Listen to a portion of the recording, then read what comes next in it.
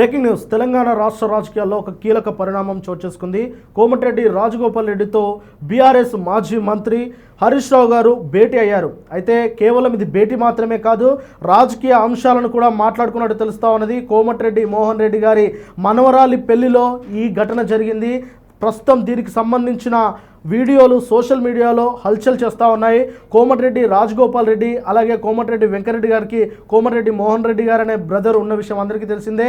అయితే వారి మనవరాలి పెళ్లిలో రాజగోపాల్ రెడ్డితో హరీష్ రావు గారు కీలకంగా భేటీ అయ్యారు. అయితే ముందుగా అక్కడున్న రాజకీయ నాయకులంతా కాసేపు మాట్లాడినట్టు తెలుస్తూ ఉన్నది. ఆ తర్వాత రాజగోపాల్ రెడ్డి అలాగే హరీష్ రావు ఇద్దరు చాలాసేపు డిస్కస్ చేసినట్టు తెలుస్తూ ఉన్నది.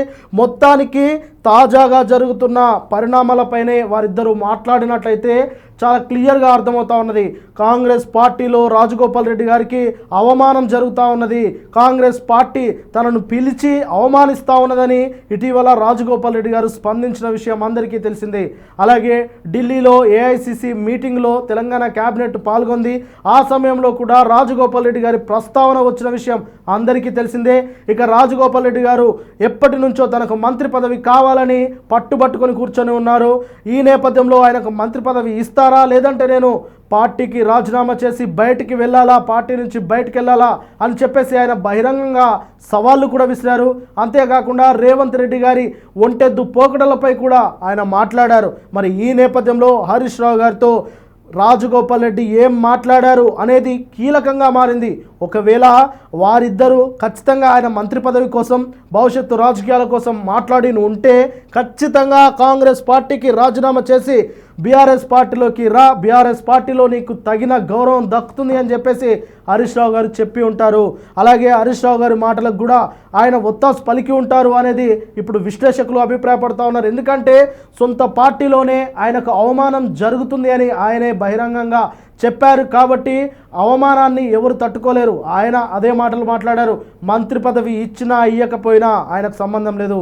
కానీ ఆ ప్రయత్నంలో లేదంటే ఆ ప్రాసెస్లో ఆయనతో మాట్లాడే విధానం కావచ్చు, ఆయనతో నడుచుకునే విధానం కావచ్చు సరిగా ఉంటే ఆయనకు మంత్రి పదవి అనేది పెద్ద విషయం కాదు అని చెప్పేసి ఆయనే వ్యాఖ్యానించారు.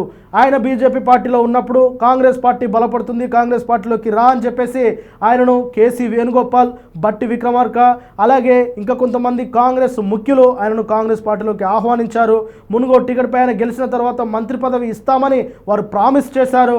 ఆ ప్రామిస్ నిలబెట్టుకోకపోగా ఆయన అడిగిన ప్రతిసారి ఆయనను అవమానకరంగా మాట్లాడడం, ఆయనను తీసివేసినట్లు మాట్లాడడం అనే చర్యలు కాంగ్రెస్ పార్టీ అంతర్గతంగా జరుగుతూ ఉన్నాయి, ఆయన పట్ల జరుగుతూ ఉన్నది. కాబట్టి ఇప్పటికైనా కాంగ్రెస్ పార్టీకి బుద్ధి వచ్చేలా రాజగోపాల్ రెడ్డి గారు ఏదైనా చర్యలు తీసుకుంటారని ఆయన అనుచరులు అయితే ఇప్పుడు చెప్తా ఉన్నారు. ఇలాంటి నేపథ్యంలో హరీష్ రావు గారితో రాజగోపాల్ రెడ్డి గారి భేటీ అనేది చాలా కీలకంగా మారింది. నిజంగా వారు వ్యక్తిగత విషయాల గురించి మాట్లాడుకున్నారా, రాజకీయాల గురించి మాట్లాడుకున్నారా అనేది ఆసక్తికరంగా మారింది. ఏది ఏమైనప్పటికీ తాజాగా జరుగుతున్న పరిస్థితుల గురించి వారు మాట్లాడుకొని ఉంటారనేది చాలా క్లియర్గా అర్థమవుతా ఉన్నది. ఇప్పటికే రాష్ట్రంలో చాలా గందరగోళమైన వాతావరణం నెలకొంది. ఇలాంటి నేపథ్యంలో రాజగోపాల్ రెడ్డి ఇలాంటి ఒక మాస్ లీడర్ కాంగ్రెస్ పార్టీ నుంచి బయటకు వస్తే ఇక కాంగ్రెస్ పార్టీ కుదేలైపోతుంది, ఒక్కసారిగా కుప్ప కూలిపోతుంది అనేది విశ్లేషకులు చెప్తా ఉన్నారు. ఎందుకంటే రాజగోపాల్ రెడ్డి గారు ఒక్కరు బయటకు వస్తే ఇక అదే బాటలో చాలామంది బయటకు వచ్చే అవకాశం ఆవశ్యకత కూడా ఉన్నది. కాబట్టి ఖచ్చితంగా రాజగోపాల్ రెడ్డి గారిని కాపాడుకుంటే కాంగ్రెస్ పార్టీ పటిష్టంగా ఉంటుంది. ఆయన జారితే మాత్రం ఆ చైన్లో నుంచి వెళ్ళి ఆయన బయటకు వస్తే ఇంకా చాలామంది అదే దారి గుండా బయటకు వచ్చే అవకాశం కనిపిస్తూ ఉన్నదని నిపుణులు హెచ్చరిస్తూ ఉన్నారు. ఏది ఏమైనప్పటికీ హరీష్ రావు గారితో భేటీ అనేది ఇప్పుడు రాష్ట్ర రాజకీయాల్లో ఒక హీట్ పెంచింది. ఇక రేవంత్ రెడ్డి గారి దృష్టికి కూడా ఈ విషయం వెళ్తుంది ఖచ్చితంగా.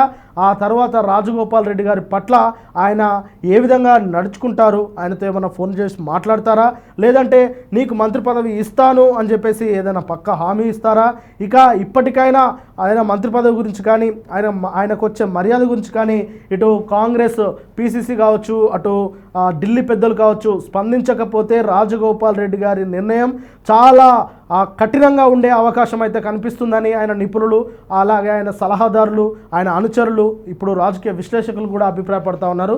చూడాలి మరి హరీష్ రావు గారితో భేటీ సందర్భంగా వస్తున్న ఈ కథనాలపై కాంగ్రెస్ పార్టీ తెలంగాణ కాంగ్రెస్ పెద్దలు కావచ్చు, అటు ఢిల్లీ పెద్దలు కావచ్చు ఏ విధంగా స్పందిస్తారనేది ఆసక్తికరంగా మారింది.